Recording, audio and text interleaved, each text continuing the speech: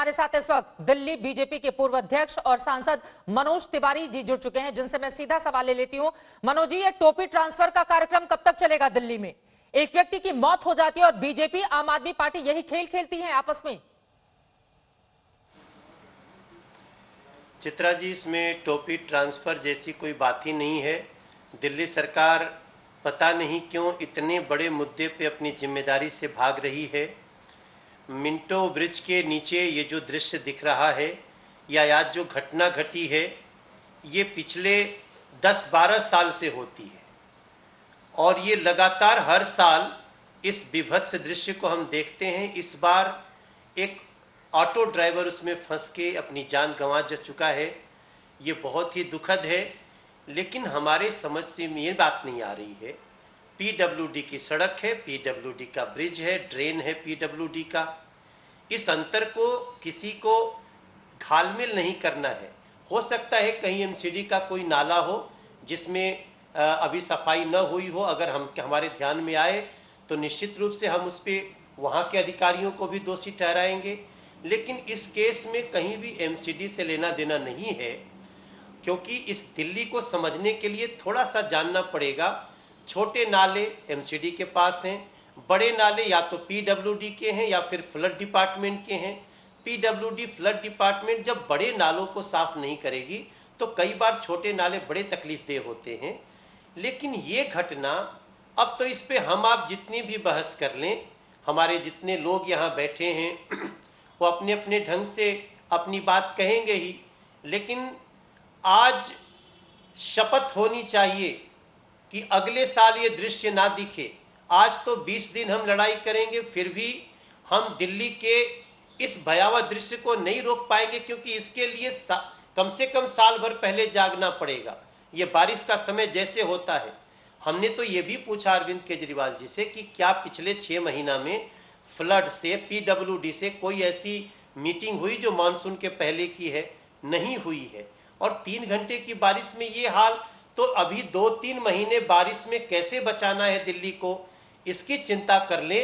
और इसके लिए चाहे विधायक हो, पूर्व विधायकों का जो कुल मिलाकर आपने अब छोटे नाले और बड़े नाले में राजधानी दिल्ली को विभाजित कर दिया है। मैं समझ गई आपकी बात कि छोटा नाला एमसीडी, बड़ा नाला आम आदमी पार्टी, और इसमें जिम्मेदारी एक दूसरे पर कि बड़े नाले वालों ने काम नहीं किया और छोटे नाले वालों की शिकायत अगर आती है तो हम ठीक करा देंगे, अधिकारियों को डांटेंगे। मतलब मनोज तिवारी जी, आप इतनी हल्की बात करेंगे तो कैसे चलेगा? नहीं, मैं आपको सच्चाई बता रहा हूं। पता नहीं आप इसको क्या समझ रही हैं। जो अगर दिल्ली की जानकारी को अगर जब तक आप नहीं समझेंगे तो फिर तो आप राजनीतिक बातें ही करेंगे। ये दिल्ली का निर्माण है, दिल्ली की व्यवस्था ऐसे चलती है कि छोटे नाले एमसीडी के पास हैं, बड़े नाले या तो फ्लड के हैं या फिर पीडब्ल्यूडी के हैं। तो इसमें तो सबको मिलकर के इसको ठीक करना ही पड़ेगा। लेकिन जो ब्रिज बना है उसमें नाले का ज्यादा दोष नहीं है जितना इंजीनियरिंग का दोष है। जो ब्रिज बना है वहां से अंडरपास में पानी धौला कुआं में क्यों नहीं भर गया? अभी हमने 8 महीना पहले अंडरपास बनाया है। तो हम ये बात कर रहे हैं। आप देखो, होता यही है चित्रा जी कि जानकारी के अभाव में या तो हम राजनीतिक बातें करते हैं या तो फिर थोड़े समय अपनी बात को चमकाने के लिए बात करके निकल जाते हैं। कोशिश ये होनी चाहिए कि जो दिल्ली की व्यवस्था है उसको दिल्ली भी जाने। हर रोड पे लिखिए ये किसका रोड है, और फिर उसके बाद कोई राजनीतिक उस पर विद्वेष नहीं कर पाएगा। हमारा ये उद्देश्य है। अरविंद केजरीवाल का कहना है कि इस साल सभी एजेंसियां, चाहे वो दिल्ली सरकार की हो, एमसीडी की, कोरोना नियंत्रण में लगी हुई थी, इस वजह से ये हाल हो गया। क्या आप भी मानते हैं कि कोरोना में सब लोग इतने ज्यादा व्यस्त हो गए थे? एमसीडी का भी बचाव किया है उन्होंने जो आपके अंडर में है? नहीं, एमसीडी का बचाव करने की कोई जरूरत नहीं है। एमसीडी दोषी है तो उसको टांगिए। एमसीडी के अधिकारी, जो एमसीडी में डीसी होता है वही दिल्ली सरकार में डीएम होता है, क्यों इसको छुपाने में लगे हैं? अधिकारी लोग तो वही है। फिर इसके बाद आप फंस रहे हैं तो एमसीडी को भी फंसाएं, ये ठीक नहीं है। जिसका भी दोष है उसकी जिम्मेदारी तय होनी चाहिए। और ये बड़ा गैर जिम्मेदाराना बयान है कि हम कोरोना में फंसे हुए इसलिए इसका ध्यान नहीं रख पाए।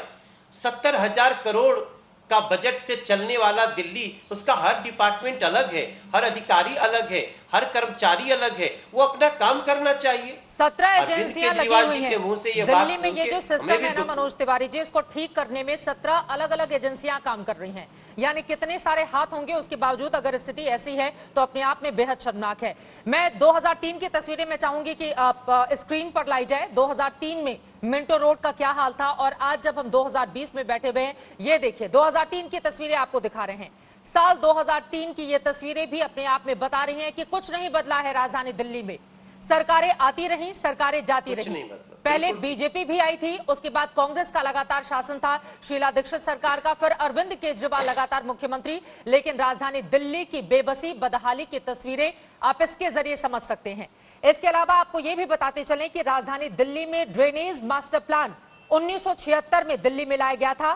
तब से शहर अब काफी ज्यादा बदल चुका है, सड़कें बदल गई हैं, आबादी कहीं ज्यादा बढ़ चुकी है, लेकिन जल निकासी की व्यवस्था इतने सालों के बाद भी जस की तस बनी हुई है। ये तो स्थिति 2003 की उठा लें, उसके पहले की तस्वीरें निकाल लें, आज की निकाल लें, 5 साल पहले की निकाल लें। मनोज तिवारी जी, तस्वीरें एक सी लगती हैं, सिर्फ राजधानी दिल्ली में सरकारें बदल जाती हैं। चित्रा जी, आज मैं जैसे सुबह सुबह आपके चैनल से देखा, तो हमने सुबह जब ट्वीट किया तो मैं इंटरनेट पे मैंने डाला मिंटो ब्रिज 2004 का भी डाला, 2000 का भी डाला, 2003 का भी डाला। तो अभी किसी पार्टी को कुछ भी इस पे आज राजनीतिक बयानबाजी करने की बजाय हमें कोशिश करनी चाहिए विद इन अ वीक एक ऑल पार्टी मीटिंग हो। और ये मिंटो ब्रिज अकेला नहीं है चित्रा जी, ऐसे बहुत सारे जगह हैं जहां पे अंडरपास ऐसी स्थिति में है कि 4 घंटे की बारिश में ऐसा लगता है हम दिल्ली नहीं किसी बाढ़ग्रस्त बिहार या असम क्षेत्र में बैठे हुए हैं। तो इन सारी चीजों का निदान कैसे निकले, ऐसा न हो कि आज तक का टाइम, चित्रा जी का टाइम और हमारे सभी जनप्रतिनिधियों का टाइम इसी में चला जाए। इसके लिए कोई ठोस नीति के लिए एक ऑल पार्टी मीटिंग तो हो ही जानी चाहिए, सांसदों की मीटिंग हो। आखिर किसी का दोष हो तो सामने उसकी जिम्मेदारी तो तय हो। हमारी ये आज की बात है। सर, आपने भी अगर कुछ किया होता तो अगर हम 1998 से पहले देखें, उसके बाद तो शीला दीक्षित जी मुख्यमंत्री बन गई थी, तो आप व्यवस्था करके जाते ताकि 2003 में ऐसी स्थिति नहीं बनती। तो आप लोगों ने भी कुछ किया नहीं। एक आखिरी सवाल का जवाब मैं आपसे चाहूंगी, अब दिल्ली में हालात ऐसे बदतर ना हो, इसके लिए क्या सुझाव आप देंगे और खुद अपनी जिम्मेदारी, अपने लोगों की जिम्मेदारी मनोज तिवारी जी आप कैसे तय करेंगे? चित्रा जी, 1998 की टेक्नोलॉजी अलग थी, आज की टेक्नोलॉजी अलग हो चुकी है। हमने पहले आपसे बातचीत में कहा, हमने धौला कुआं का भी 7 महीना पहले अंडरपास बनाया। वहां पे 500 लीटर पानी भी 10 मिनट नहीं रह सकता है। इसलिए आज जिस टेक्नोलॉजी में हम एलिवेटेड रोड बना दे रहे हैं, मिंटो ब्रिज और उससे जुड़ी हुई और जगहों को उसी आधार पे आज की टेक्नोलॉजी अनुसार चलाना चाहिए। एक जिम्मेदार सरकार जिम्मेदारी से इन चीजों को ले ले तो विद इन 1.5 ईयर दिल्ली की सारी ऐसी समस्याओं को बिल्कुल ठीक किया जा सकता है और हमारा कोई ऑटो ड्राइवर या कोई गाड़ी इस तरह से संकट में नहीं पड़ेगी, कोई हमारा ऑटो ड्राइवर मरेगा नहीं।